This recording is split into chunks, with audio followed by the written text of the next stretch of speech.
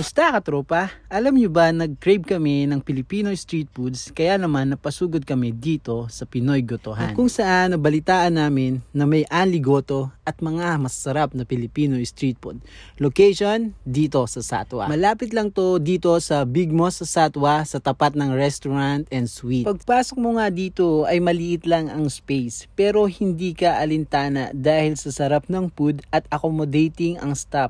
And you will feel at home dahil nga sa nagsasarapan nilang mga Filipino street foods na sinaserve dito. At flex ko na rin sa inyo ang kanilang menu board na binibidyohan ni Macy Eats. Sa menu board pa nga lang matatakam ka na. At eto nga't pumesto na si Macy Eats para maka-order. At sa sobrang daming choices, pinili lang namin yung talagang hinahanap ng aming panlasa. Dito nga at isa-isa nang dumating ang ating mga in-order na Filipino street foods. At kitang-kita naman mga katropa ang aming in-order na nagsasarapang street foods.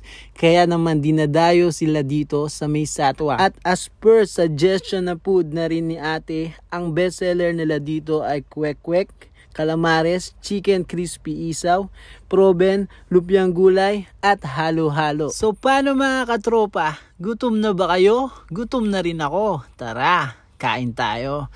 So una nating tinikman dito ang kanilang kwek-kwek. First bite. Thank you Lord. Talaga namang mapapawaw ka dahil ang lasa nito kaparehas na kaparehas kung saan ka bumibili dyan sa Pilipinas. At next nating titikman ay ang kanilang calamares. Lagyan natin ng suka na maraming cucumber. Masarap yung suka nila dito, medyo matamis. At eto na nga ang second bite. Masarap talaga siya mga katropa at malambot ang kanilang calamari dito. At sunod naman nating tinikman dito ay ang kanilang lumpiang gulay na mainit-init pa na nanaserve sa atin. At yung lasa nito ay yung typical na lumpiang gulay na sineserve sa atin pag may mga handaan mga katropa. At masasabi mo sa dulo na craving satisfied. At mapunta na tayo dito sa kanilang proben na talagang isa sa paborito kong street food sa Pinas. Lalo na ng high school days, college day na pangtawid gutom, na sulit at masarap.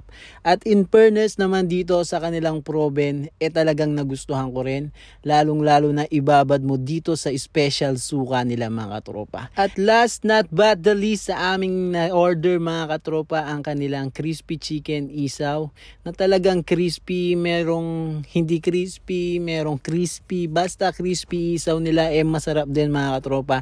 You must try na lang po. Ang masasabi ko lang bisitahin po natin ang Pinoy Gotohan dito located sa Satwa. So paano mga katropa, sana po nagustuhan nyo ang ating mini vlog, food vlog, at maraming salamat din po sa pagtangkilik sa amin ni Macy Eats at Hungry Colette. At syempre po maraming salamat po sa ating mga katropa, subscribers at followers. Thank you for watching. I'm Hungry Colette and this is my life. Make life great. Bye bye.